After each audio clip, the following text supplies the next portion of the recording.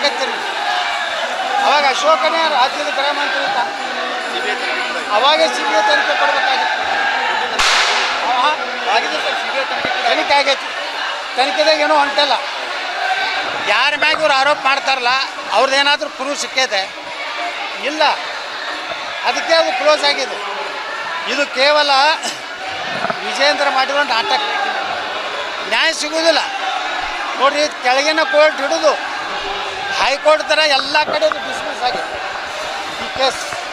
ಯಾವುದೇ ಸಾಕ್ಷ್ಯಗಳು ಸಿಗಲ್ಲ. ಈಗ ಅವ್ರಿಗೇನು ನ್ಯಾಯ ಕೊಡೋರಿದ್ದೀರಿ ನಾವು?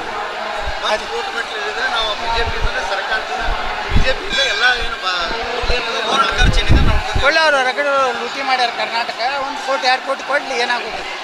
ಸುಮ್ಮನೆ ಅದು ಅಲ್ಲಿ ಹೋಗಿ ಚಿಮಾರಿ ಹಾಕಿದ್ರೆ ಸುಪ್ರೀಂ ಕೋರ್ಟ್ ಚಿಮಾರಿ ಹಾಕಿದ್ರೆ 2 ರೀತಿಯಿಂದ BJP ಬಗ್ಗೆ ತಪ್ಪು ಕಲ್ಪನೆ ಬರ್ತವೆ. ಒಂದು, ಇವರು ಉದ್ದೇಶಪೂರ್ವಕವಾಗಿ ಸುಪ್ರೀಂ ಕೋರ್ಟ್ ಹೋಗಿ ನಮ್ದು ರಿಜೆಕ್ಟ್ ಮಾಡಿಸಿದ್ರು ಅಂತ ಒಂದು ಅಪರಾಧ ಬರ್ತದೆ.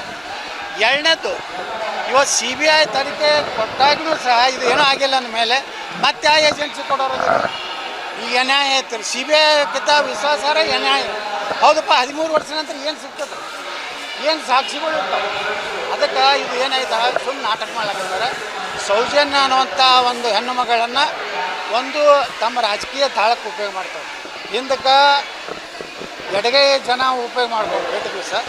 ಈಗ ಇವರು ನಮ್ಮ ಮಹಾಮಹಿಮ ರಾಜ್ಯಾಧ್ಯಕ್ಷ ಮಾಡ್ತಾರೆ ಸರ್. ಈ ಸಿದ್ಧಿವಿನಾಯಕ ಇಲ್ಲೇ ದೇಶಿ ಹೆಣ್ಮಕ್ಳಿಗೆ ದೇಶಿ ಅಲ್ಲ, ಇಲ್ಲಿಯವರೇ. ಇದು ನಮ್ಮ ವಿಜಯಪುರದಲ್ಲೇ ಒಂದು ಮಾದರಿ. ಯಾವಾಗಲೂ ಗಣೇಶನ ಹಬ್ಬ ಹಿಂಗೆ ಆಗು ನೋಡ್ರಿ. ಇವತ್ತು 12 ಗಂಟೆಗೆ ಅವ್ರು ಎತ್ತಾ ಇದ್ದಾರೆ.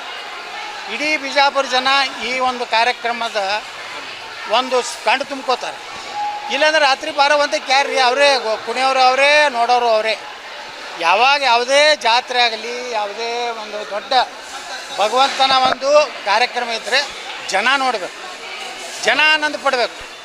ಅದು ಜೋರಾಪುರದವ್ರು ಇವತ್ತೇನು ನಮ್ಮ ಶಂಕರಲಿಂಗ ದೇವಸ್ಥಾನದವ್ರು ಏನೋ ಒಂದು ಈ ಪದ್ಧತಿ ಹಾಕ್ಯಾರಲ್ಲ. ನಾ ಎಲ್ಲ ವಿಜಯಪುರ ಗಣಪತಿಯ ಏನು ಮಂಡಳಿಗಳದಾವೆ ವಿನಂತಿ ಮಾಡ್ಕೋತೀನಿ, ಮುಂದಿನ ವರ್ಷ ಆದರೂ ನೀವು ಸಹ 12 ಗಂಟೆಗೆ ಮಧ್ಯಾಹ್ನಕ್ಕೆ ಏನು ವಿಸರ್ಜನೆ ಕಾರ್ಯಕ್ರಮ ಪ್ರಾರಂಭ ಮಾಡಿರಿ. 7-8 ತನಕ ಜನ ಇರ್ತಾರೆ.